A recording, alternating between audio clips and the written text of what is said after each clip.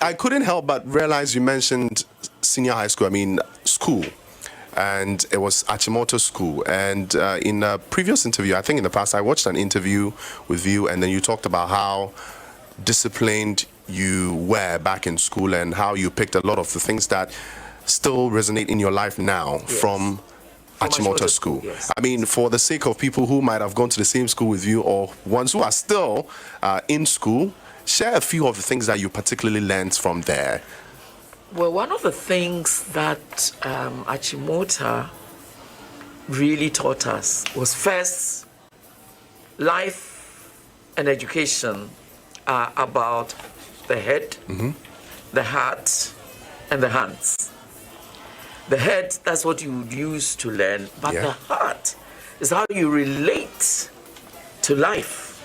And then your hands, you're never supposed to look down on anything that we use our hands to do. That was one thing that really struck me. The other thing was that school would thrust you in leadership, but leadership is supposed to be servant leadership. So one of our school hymns talks about subjugating ourselves so we may rule.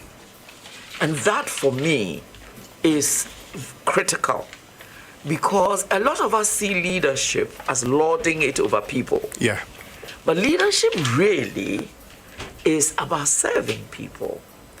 And the best leader is one who even identifies leadership potentials in others and harnesses these potentials for use.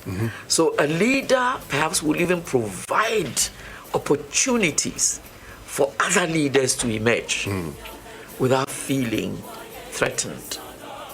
I think a lot of times we think that leadership means that we have to be the boss, we have to be this. Have them serve you. But it's very restrictive, because can you imagine if you had to do all the thinking, how are you going to cope?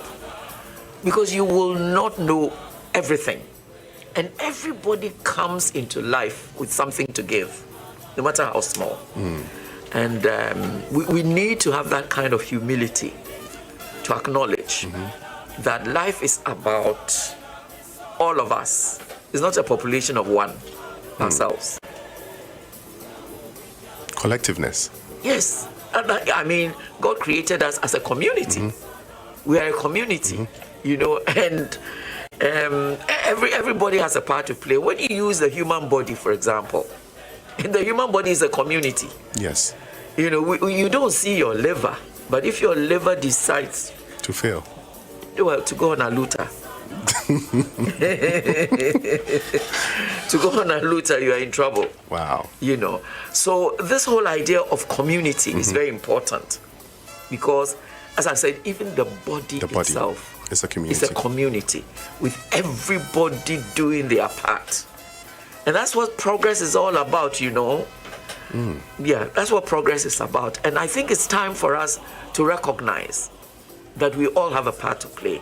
And this, for me, is also very important for us, the youth. It's not about, being the only one. It's not about nobody's talking to me. It's not about people should give me attention. It's about what do I do to play my part. There are certain organs in the body that may seem very small. What do you do with your bile, for example? Sometimes you think you can even get rid of your bile. Well. And yet the bile has a role to play. Exactly. No matter how small. So as young people, we must also see ourselves in the future. And as we see ourselves in the future, we need to recognize that we have to prepare for the future.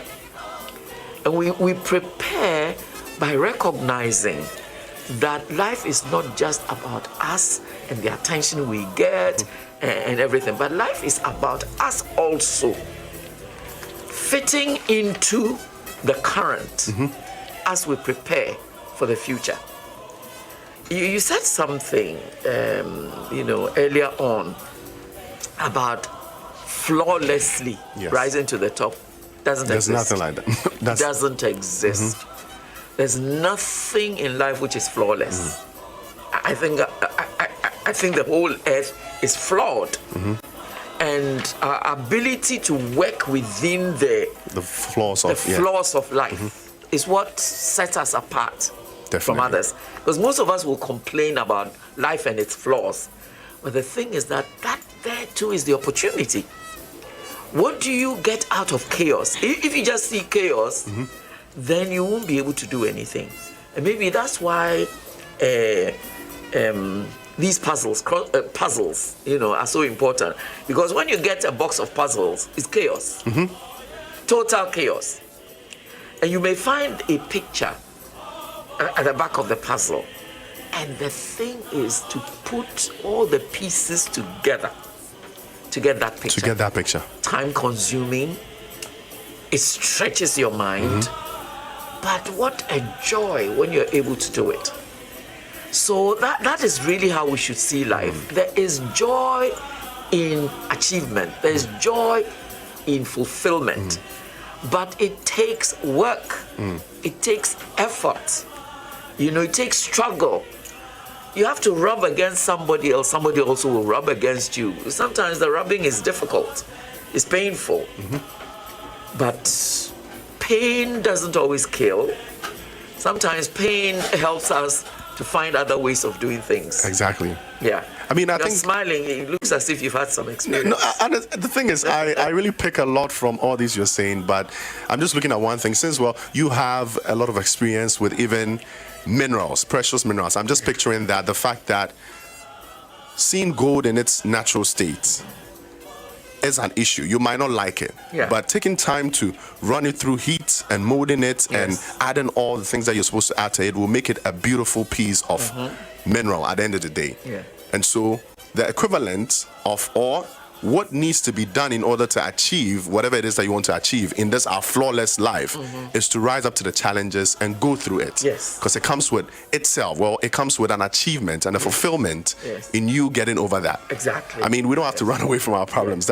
So these were basic things you learned from Achimota. From Achimota and then from home. From home as well. From home, from home as well. Still on Achimota School, a few years ago, the school named its 17th dormitory after you. How did you feel when this was announced, and does this add up to? I still haven't gotten over it, to tell you the truth.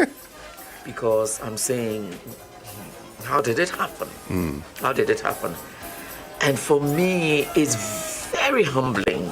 It's extremely humbling. It's extremely humbling. And I realized too that it's a great sense of responsibility. Because raw house, so much needs to be done. And here I am, a pensioner, and supposed to support the house. But one thing I know about God is that He will not ask you to do anything if He knows you can't, without helping you to achieve it. A lot of us think that maybe you need to have money yourself to be able to achieve a lot. You don't. You need to seek help from others.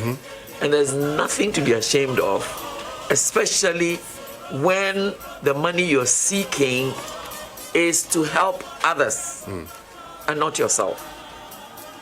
It's to help others and not yourself. So it's humbling, and to find myself among great people is mind-boggling. I wish I had another word. Mind-boggling is fine. It's perfect. It's fine. I mean, I'm just trying to tap into that feeling. A few years ago, you were in Achimota School as a student studying.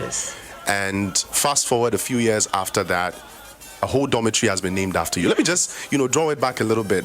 Did you ever see yourself get this far? Never. Back in school, back then? Never. In fact, I tell people that I'm the least ambitious person. You can't believe it. Really? No, I'm not very ambitious in the sense that I'm not one of those who would say that, I'm going to be a politician. I'm going to be a doctor. I never went through those things. What I think I was so determined about was that whatever I found myself doing, I wanted to do it with excellence, you know. To the best of your ability. To the best of my ability. And I guess I've always recognized that I'm extremely versatile. You know, maybe is the way my mother also helped us to read.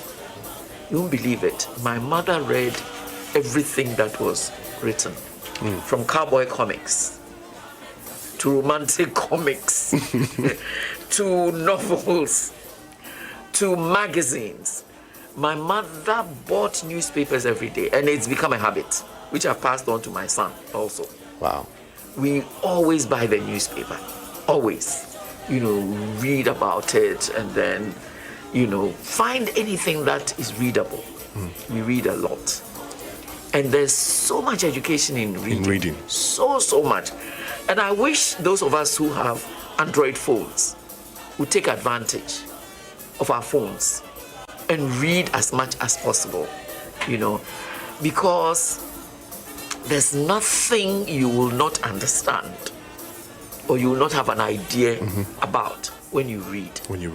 Even as we sit here, if a surgeon came here and talked about surgical instruments and how they have to use the scalpel and the so on and so on, the fact that you read about it will give you a certain understanding. You would understand it perfectly when he speaks. Yes, and that is why skills like reading, writing, and now what we call mathematics, you know, are so important.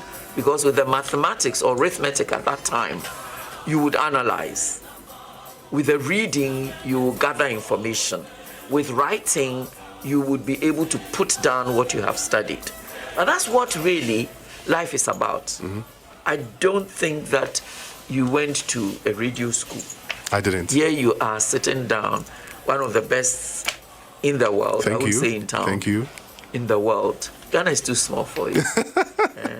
You know. We'll go higher. So reading about it, and I know you read every day. Yes. You try to find out new things, learn more things. Exactly. And that is also what our youth must understand. You could have gone to school to study a certain subject, but that's not the end of it. In fact, you may not even get employed in that subject area. But if you've been reading and adding to the body of your knowledge, then wherever you find yourself, you will be able to do well. I love something on now I'm giving all my secrets.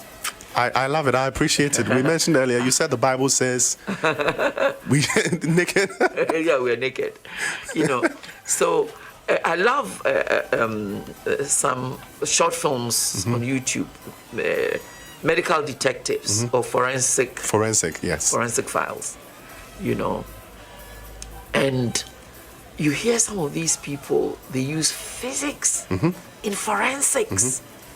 You know, they use GPS, they use other subject, mathematics, and so on.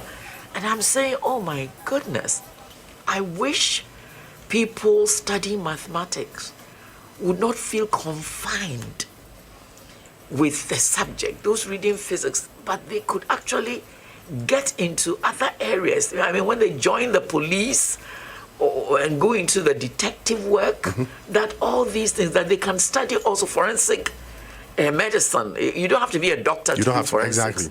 You know. So, for me, life can be very exciting if we're willing to try and make something of the chaos that we find around. We shouldn't limit ourselves. I think our young people feel boxed up, you know, because they're only willing to see what their eyes see right now. Exactly. They're not willing to see with the eyes of their mind. They're not willing to see with the eyes of their mind. When you look at things with the eyes of your mind, then you recognize the extreme possibilities that there are. You know, I think life is full of possibilities. Congratulations, you found the one station that plays Ghana's best urban music. YFM. Listen to YFM 107.9 Accra, 102.5 Kumasi, and 97.9 at Takoradi.